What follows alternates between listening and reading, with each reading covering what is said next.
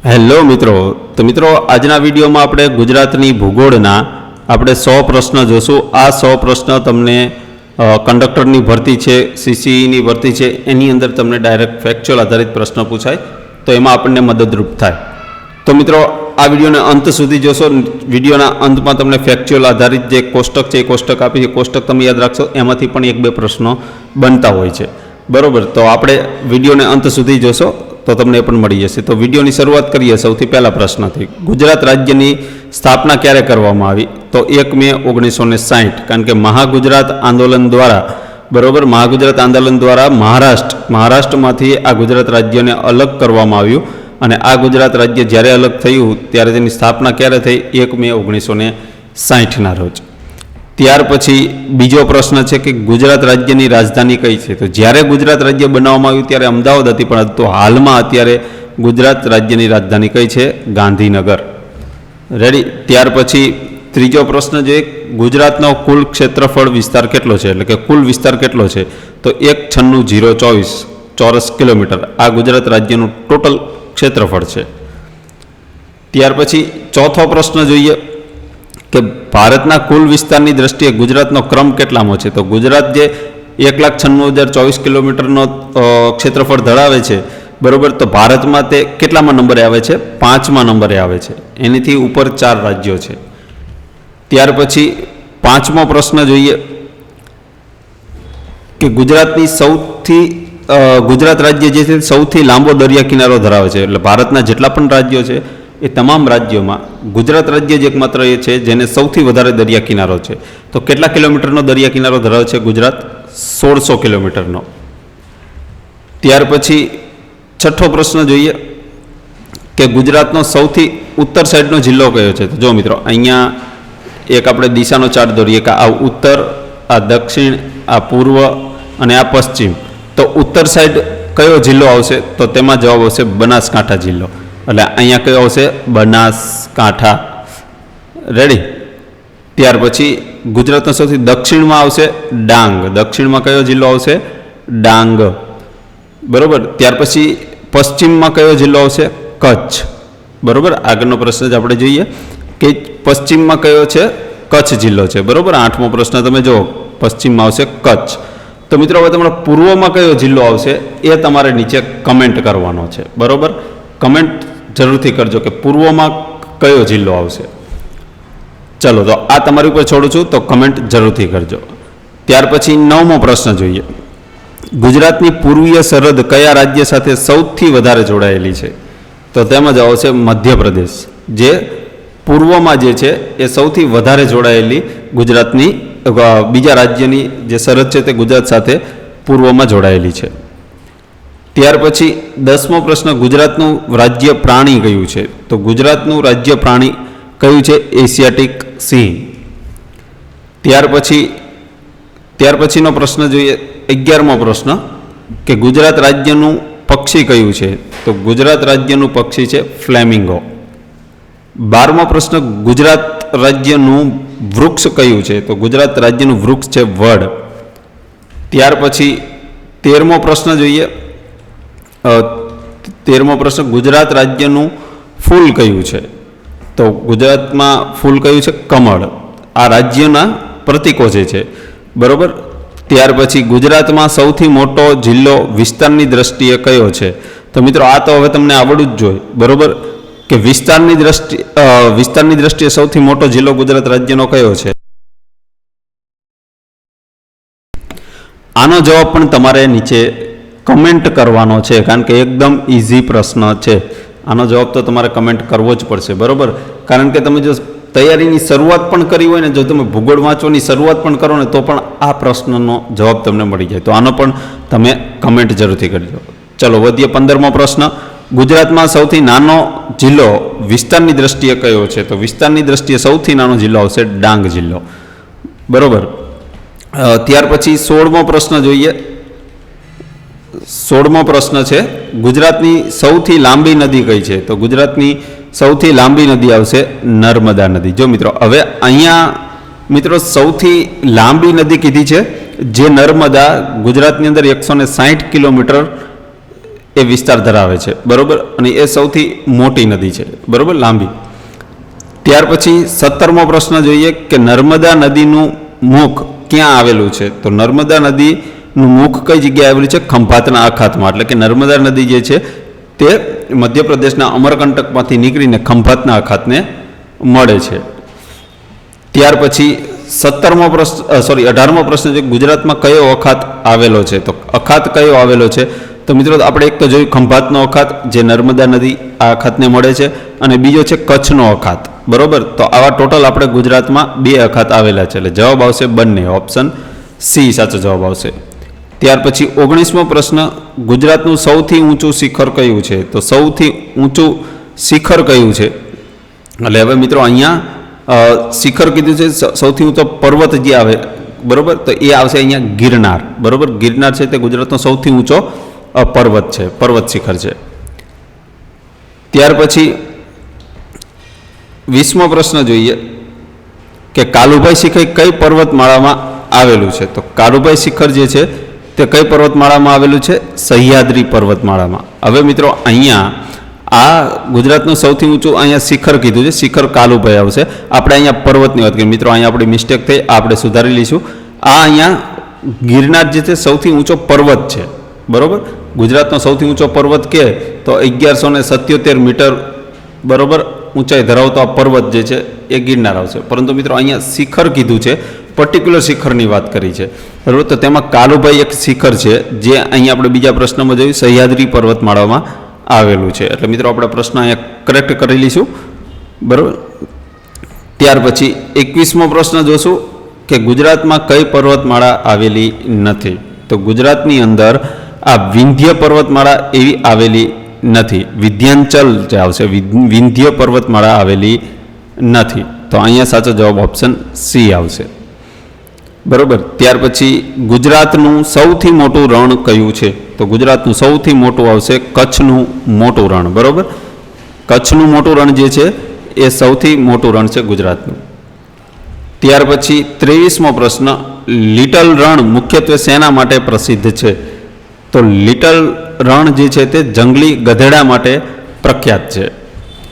ત્યાર પછી 24મો પ્રશ્ન ગીર રાષ્ટ્રીય ઉદ્યાન કયા જિલ્લામાં આવેલું છે?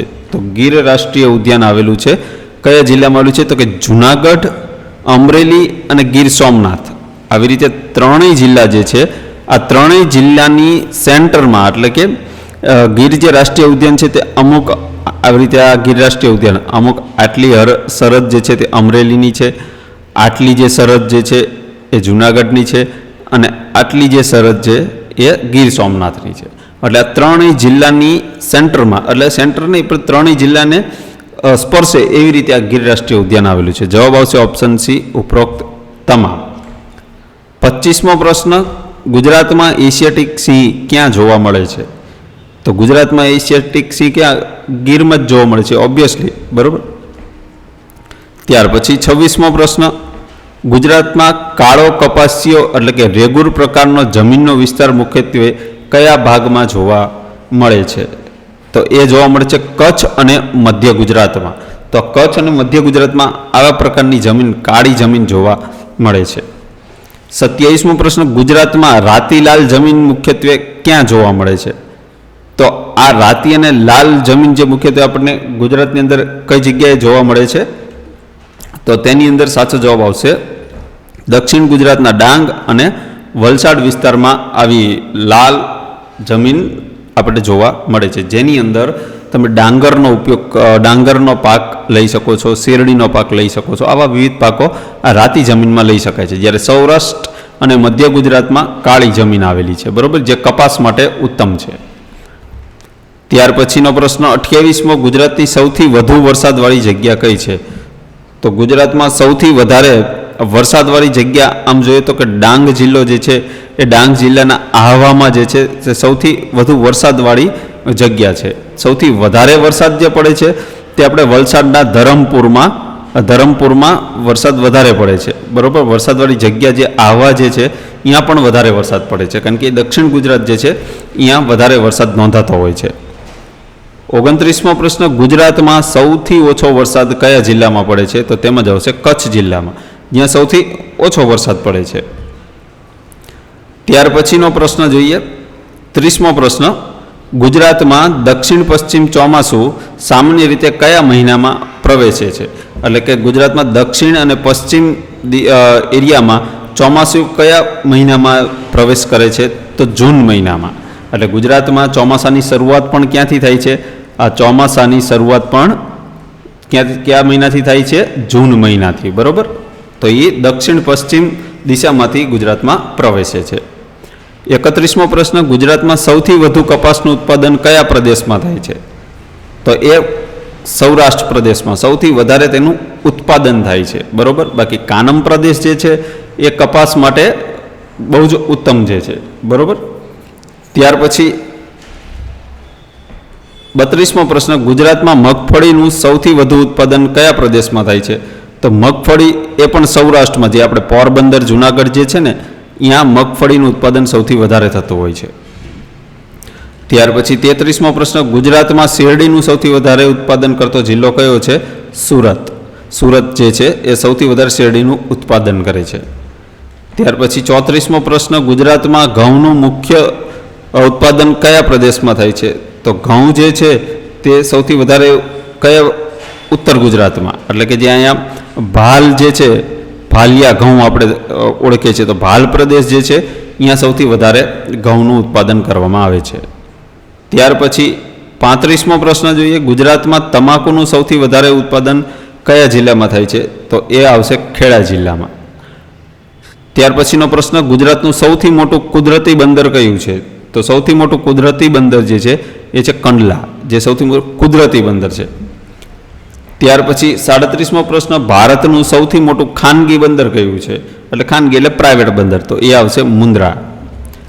ત્યાર પછી 38મો પ્રશ્ન. ગુજરાતમાં મીઠાનું સૌથી વધારે ઉત્પાદન ક્યાં થાય છે? તો તેમાં જ આવશે કચ્છના નાના રણમાં. ત્યાર પછી 39મો પ્રશ્ન. ભારતમાં સૌથી વધુ મીઠાનું ઉત્પાદન કરતું રાજ્ય કયું છે? તો રાજ્ય આપણે આવશે ગુજરાત. બરોબર, જે ભારત આખા દેશની અંદર ગુજરાત સૌથી વધારે મીઠાનું ઉત્પાદન કરે છે. ત્યાર પછી 40મો પ્રશ્ન. ગુજરાતમાં લિગ્નાઇટનું મુખ્ય ખાણ ક્ષેત્ર ક્યાં આવેલું છે? તો તેમાં જ આવશે કચ્છના પાનંદ્રોમાં. 41મો પ્રશ્ન. ગુજરાતમાં પેટ્રોલિયમનો પ્રથમ કૂવો ક્યાં ખોદવામાં આવ્યો હતો? તો પ્રથમ કૂવો જે છે તે લુણેજ ખાતે ખોદવામાં આવ્યો હતો. 42મો પ્રશ્ન. ગુજરાતમાં ઓએનજીસીનું મુખ્યત્વનું તેલ ક્ષેત્ર કયું છે? તો તેમાં જ આવશે અંકલેશ્વર. 43મો પ્રશ્ન. ગુજરાતમાં કુદરતી ગેસનું મહત્વનું ક્ષેત્ર કયું છે? તો તેમાં જ આવશે હજીરા. 44મો પ્રશ્ન જોઈએ. ગુજરાતમાં સૌથી મોટું રિફાઇનરી સંકુલ ક્યાં આવેલું છે? તો તેમાં જામનગરમાં, જે રિલાયન્સ રિફાઇનરી આવેલી છે. કઈ આવેલી છે? રિલાયન્સ. બરોબર. ત્યાર પછી 45મો પ્રશ્ન જોઈએ. વિશ્વનું સૌથી મોટું ઓઇલ રિફાઇનિંગ કોમ્પ્લેક્સ ગુજરાતના કયા શહેરમાં આવેલું છે? તો એમાં પણ આવશે જામનગર. ગુજરાતનું સૌથી મોટું ઔદ્યોગિક શહેર કયું ગણાય છે? તો સૌથી મોટું ઔદ્યોગિક શહેર ગણાય છે અમદાવાદ. 47મો પ્રશ્ન જોઈએ. ગુજરાતનું ડાયમંડ સિટી તરીકે ઓળખાતું શહેર કયું છે? સુરત. 48મો પ્રશ્ન જોઈએ કે ગુજરાતનું ટેક્સટાઇલ સિટી તરીકે ઓળખાતું શહેર કયું છે? તો ટેક્સટાઇલ તરીકે પણ કયું ઓળખાય છે? સુરત.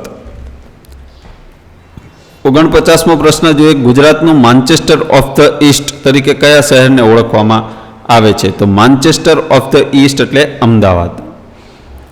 ત્યાર પછી 50મો પ્રશ્ન જોઈએ. ગુજરાતમાં પ્રથમ રાષ્ટ્રીય ઉદ્યાન કયું જાહેર કરવામાં આવ્યું હતું? તો ગુજરાતનું સૌ પ્રથમ રાષ્ટ્રીય ઉદ્યાન હતું ગીર રાષ્ટ્રીય ઉદ્યાન. ત્યાર પછી નીચેનામાંથી કઈ નદી સંપૂર્ણપણે ગુજરાત રાજ્યમાં જ વહે છે? એટલે કે ગુજરાતમાં તેનું ઉદ્ભવ સ્થાન હોય અને તેનું અંતિમ સ્થાન પણ ગુજરાત જ હોય એવી નદી કઈ છે? ભાદર નદી. 52મો પ્રશ્ન જોઈએ. ગુજરાતની સૌથી લાંબી આંતરિક એટલે કે રાજ્યની અંદર વહેતી નદી કઈ છે? તો એ નદી આવશે સાબરમતી. ત્યાર પછી એટલે સાબરમતી એટલે ગુજરાતની સૌથી લાંબી આંતરિક એટલે શું કહે છે કે ગુજરાત રાજ્યની અંદર સૌથી વધારે કિલોમીટર ધરાવતી એટલે લાંબી નદી કઈ છે? આપણે હમણાં ઉપર જોયું ને નર્મદા નદી કીધું હતું, તો એ ટોટલ ગુજરાતમાં વસતી સૌથી લાંબી નદી છે. એટલે ગુજરાતમાં વસતી આ સૌથી લાંબી, ભલે તે મધ્યપ્રદેશમાંથી એ નીકળે છે અને ગુજરાતમાં એનો અંત થાય છે, બરાબર. એ બીજા રાજ્યમાંથી આવીને, બરાબર, અને એની ટોટલ લંબાઈ કહીને તો એ છે, ટોટલ લંબાઈ સમથિંગ કંઈક 324 કિલોમીટર છે, મને પાકું યાદ નથી નર્મદાની, છતાં પણ તમે એકવાર સર્ચ કરી દેજો ને તો હું તમને કમેન્ટમાં પિન કરી આપીશ, બરાબર. અને અહીંયા પ્રશ્ન પૂછે સૌથી લાંબી આંતરિક રાજ્યની અંદર વહેતી, એટલે કે ગુજરાત રાજ્યની અંદર સૌથી વધારે જો કિલોમીટરમાં વહેતી હોય ને એ નદી આવશે અહીંયા સાબરમતી, બરાબર. આ સાબરમતી નદી આવશે, જે નર્મદા નદી કરતાં નાની છે, આમ લંબાઈમાં કિલોમીટરમાં નાની છે, પણ ગુજરાતમાં સૌથી વધારે એ નદી વહે છે. એટલે કે ગુજરાતમાં તો કેમ આપણે, હું તમને સમજાવું કે ઉત્તરમાંથી જે ઢેબર નામના સરોવરમાંથી જે આ સાબરમતી નદી નીકળે છે અહીંયાથી તરત તે ગુજરાતમાં પ્રવેશે. હવે ત્યાંથી ગુજરાતમાં પ્રવેશીને સૌથી વધારે કિલોમીટર તે ગુજરાતમાં વહે છે, બરાબર. આના જેટલા કિલોમીટર ગુજરાતમાં વહેતી નદી બીજી કોઈ નથી, પણ સૌથી મોટી નદી જે છે પણ એ નર્મદા કરતાં તો નાની છે કિલોમીટરની દ્રષ્ટિએ, બરાબર. સમજી ગયા? આઈ થિંક તમે સમજી ગયા, બરાબર. બાકી કોઈ કન્ફ્યુઝન હોય તો કમેન્ટ કરજો. પ્રશ્ન નંબર 52 ફરીવાર સમજાવો તો હું તમને એક તેની નોટ્સ બનાવીને હું તમને ટેલિગ્રામમાં આપી દઈશ, તો તમે એને ઇઝીલી તમે ડ્રોઈંગ દ્વારા તમે સમજી શકશો.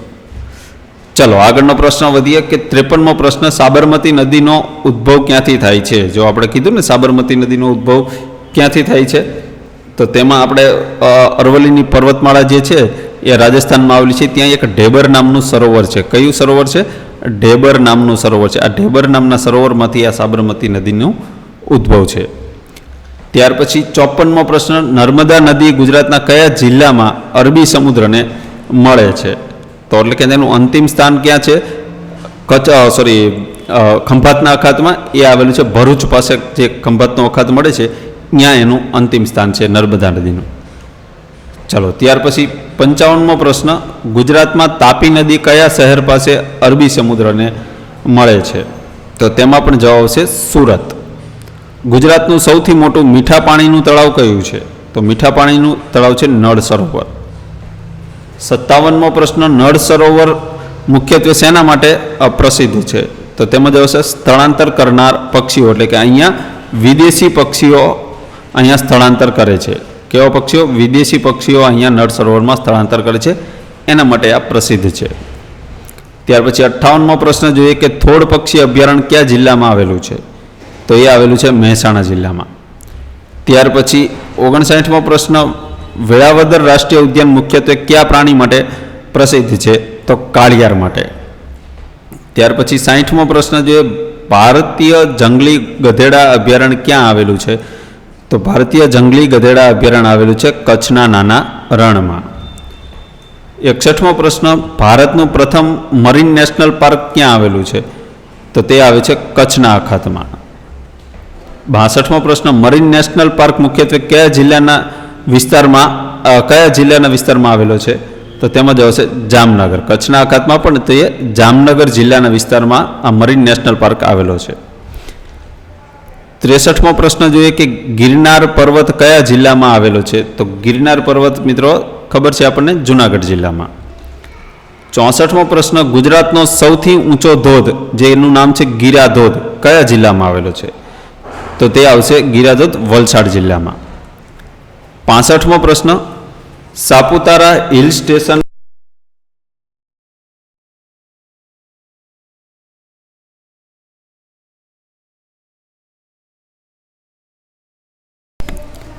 સાપુતારા હિલ સ્ટેશન જે છે એ કયા જિલ્લામાં આવેલું છે? તો તેમાં જ આવશે ડાંગ જિલ્લામાં. 66મો પ્રશ્ન, ગુજરાતના કયા જિલ્લામાં સૌથી વધુ જંગલ વિસ્તાર આવેલો છે? તો સૌથી વધારે જંગલ વિસ્તાર આવેલો છે ડાંગ જિલ્લામાં. 67મો પ્રશ્ન, ગુજરાતમાં મુખ્યત્વે કયા પ્રકારના જંગલો જોવા મળે છે? તો આપણે ગુજરાતની અંદર જે જંગલો છે તે કેવા જંગલો આપણને જોવા મળે છે? ઉષ્ણકટિબંધીય પાનખર જંગલો ગુજરાતમાં મુખ્યત્વે આપણને જોવા મળે છે. 68મો પ્રશ્ન જોઈએ, ગુજરાતમાં કયા જિલ્લામાં સૌથી વધુ આંબાનું ઉત્પાદન થાય છે? તો આંબાનું ઉત્પાદન કરતો સૌથી વધારે જિલ્લો છે વલસાડ, જેની હાફૂસ કેરી વખણાય છે. 69મો પ્રશ્ન જોઈએ કે કેસર કેરી માટે વિશ્વ પ્રસિદ્ધ જિલ્લો કયો છે? તો કેસર કેરી માટે જુનાગઢ છે. જુનાગઢનું જે તલાલા જે છે એ તલાલા કેસર કેરી માટે ખૂબ જ જાણીતું છે. 70મો પ્રશ્ન જોઈએ, ગુજરાતમાં કેળાનું સૌથી વધારે ઉત્પાદન કયા જિલ્લામાં કરવામાં આવે છે? તો આણંદ જિલ્લામાં. અહીંયા મિત્રો આણંદની આણંદ, બરોબર, આણંદ જિલ્લામાં. ત્યાર પછી 71મો પ્રશ્ન, ગુજરાતમાં ડુંગળીનું સૌથી વધારે ઉત્પાદન કયા જિલ્લામાં કરવામાં આવે છે? તો ડુંગળી માટે જાણીતો જિલ્લો છે ભાવનગર. 72મો પ્રશ્ન, ગુજરાતનું સૌથી મોટું થર્મલ પાવર સ્ટેશન એ ક્યાં આવેલું છે? તો થર્મલ પાવર સ્ટેશન આવેલું છે વણાકબોરી ખાતે. 73મો પ્રશ્ન, ઉકાઈ ડેમ કઈ નદી પર બાંધવામાં આવેલો છે? તો ઉકાઈ ડેમ બાંધવામાં આવેલો છે તાપી નદી પર. 74મો પ્રશ્ન, સરદાર સરોવર બંધ કઈ નદી પર આવેલો છે? મિત્રો હવે આ તમારે કમેન્ટ કરવાનો છે. મિત્રો મેં તમને 3 પ્રશ્ન કમેન્ટ કરવાના કીધા છે, તો મારે તમે 3 પ્રશ્નો કમેન્ટ જરૂરથી કરજો. મિત્રો આ વિડીયોને અંત સુધી જુઓ, ત્યાર પછી તમારે 1, 2, 3 અથવા 4 જેટલી પણ હું તમને પ્રશ્ન કમેન્ટ કરવાનું કહું એ તમારે કમેન્ટ કરવાના. હવે આ કમેન્ટ કરવાથી ફાયદો મને તો છે જ, બરોબર, પરંતુ એનો ફાયદો તમને પણ છે. એકવાર તમે કમેન્ટ કરી જાતે ગોતીને તમે લખશો ને આનો આન્સર, પછી આ આન્સર તમે એને ક્યારેય નહીં ભૂલાય, બરોબર. આ તમને આન્સર યાદ આવશે, પરીક્ષામાં પૂછાય છે ને તો તમને આ સીધી કમેન્ટ તમારા માઇન્ડમાં તમને સ્ટ્રાઇક થશે, બરોબર. એટલા માટે થોડીક તસદી લેવાની મિત્રો, સખત મહેનતનો કોઈ વિકલ્પ નથી, એટલે થોડીક તસદી લો, એનો ફાયદો મને તો થવાનો જ છે, બરોબર. મારો આપણો જે લેક્ચરની અંદર તમે કમેન્ટ કરશો તો લેક્ચર વધારે લોકો સુધી પહોંચશે, એ તો ફાયદો છે જ તે, પણ સાથે સાથે તમારો પણ ફાયદો છે. તો બંનેનો ફાયદો હોય તો આપણે એ વસ્તુ કરવામાં કોઈ વાંધો નથી, બરોબર ને. ચાલો, તો આ તમારે એકદમ ઇઝી પ્રશ્ન છે, કે અઘરો પ્રશ્ન તો છે ને, એટલા માટે જ તમને કમેન્ટ કરવાનું કીધું છે, બરોબર. ત્યાર પછી 75મો પ્રશ્ન, કડાણા બંધ કઈ નદી પર આવેલો છે? તો કડાણા બંધ જે છે તે કઈ નદી પર બાંધવામાં આવેલો છે? મહી નદી પર. નીચેના પૈકી કયો જિલ્લો કચ્છના અખાતના કિનારે આવેલો નથી? તો કચ્છનો અખાત જે છે એના કિનારે કયો જિલ્લો નથી આવેલો? તો તેમાં આવશે ભાવનગર. તો ભાવનગર જિલ્લો કચ્છના અખાત પાસે આવેલો નથી. જે કચ્છ, દ્વારકા અને જામનગર આ ત્રણેય કચ્છનો જે અખાત છે તેના કિનારે વસેલા જિલ્લા છે. ચલો, ત્યાર પછી 77મો પ્રશ્ન, નીચેનામાંથી કઈ નદી ખંભાતના અખાતમાં મળી જાય છે? તો ખંભાતના અખાતને મળતી નદીઓ કઈ છે? તો નર્મદા તો આપણે જોઈ, ખંભાતના અખાતને મળે છે. આ મહી નદી પણ મળે છે અને સાબરમતી નદી પણ આપણે જોઈ, એ પણ મળે છે. એટલે જવાબ આવશે ઉપરોક્ત તમામ 3 નદી જે છે, નર્મદા, મહી અને સાબરમતી, આ ત્રણેય નદી ખંભાતના અખાતમાં મળી જાય છે. ચાલો, ત્યાર પછી 78મો પ્રશ્ન, ગુજરાતમાં સૌથી લાંબો દરિયા કિનારો કયો જિલ્લો ધરાવે છે? તો સૌથી વધારે લાંબો દરિયા કિનારો ધરાવતો જિલ્લો કચ્છ જિલ્લો. ચાલો, ત્યાર પછી 79મો પ્રશ્ન, ગુજરાતમાં કયા જિલ્લામાં 2 મોટા અખાતનો ભૌગોલિક પ્રભાવ જોવા મળે છે? તો કયા જિલ્લામાં 2 મોટા જે અખાત જે છે તેનો પ્રભાવ જોવા મળે છે? તો તેમાં જવાબ આવશે જામનગર. ત્યાર પછી 80મો પ્રશ્ન, ગુજરાતમાં જ્વારીય ઉર્જા એટલે કે ટાઇડલ એનર્જી માટે સૌથી વધુ સંભાવના ક્યાં છે? તો એ સૌથી વધારે સંભાવના છે કચ્છના અખાતમાં અને ખંભાતના અખાતમાં. એટલે બંને અખાતમાં આ જ્વારીય ઉર્જા જે છે એ ઉત્પન્ન કરવાની સંભાવના સૌથી વધારે છે.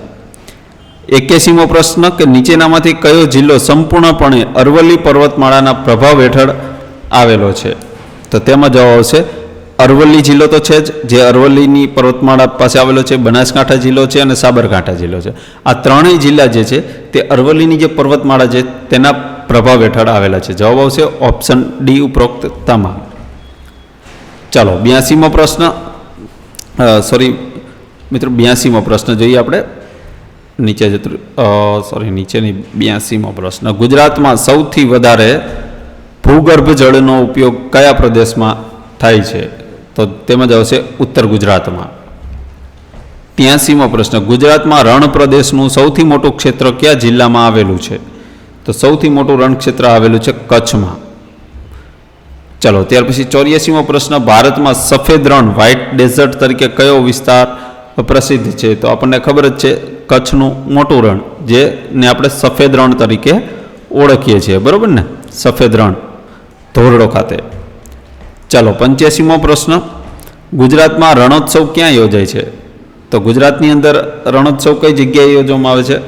તો ભુજ નજીક જે ધોરડો રણ જે છે, ધોરડો કચ્છનું રણ, આ ધોરડો રણમાં આ રણોત્સવનું આયોજન કરવામાં આવે છે.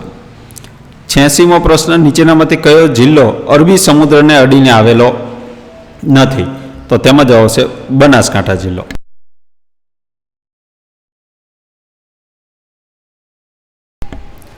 ચાલો ત્યાર પછી 87મો પ્રશ્ન, ગુજરાતમાં લિગ્નાઇટના સૌથી મોટા ભંડાર કયા જિલ્લામાં જોવા મળે છે?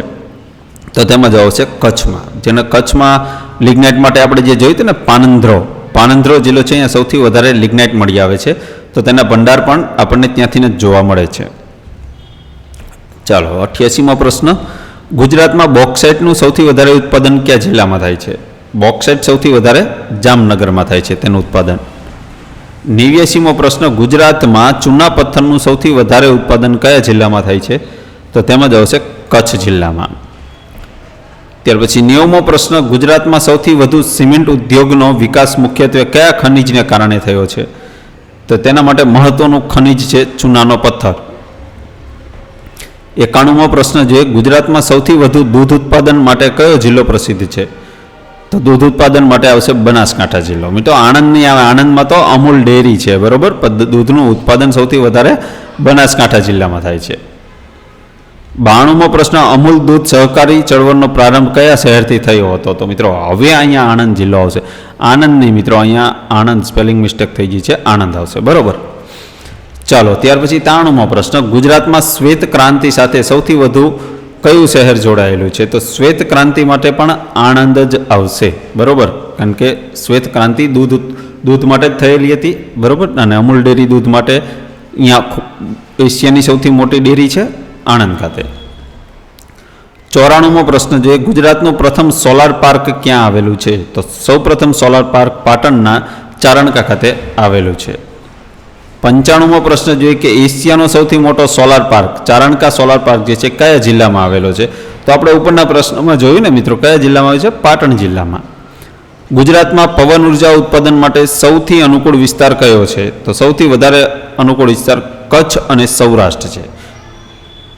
ત્યાર પછી 97મો પ્રશ્ન, ગુજરાતના કયા જિલ્લામાં સૌથી વધુ પવનચક્કીઓ જોવા મળે છે?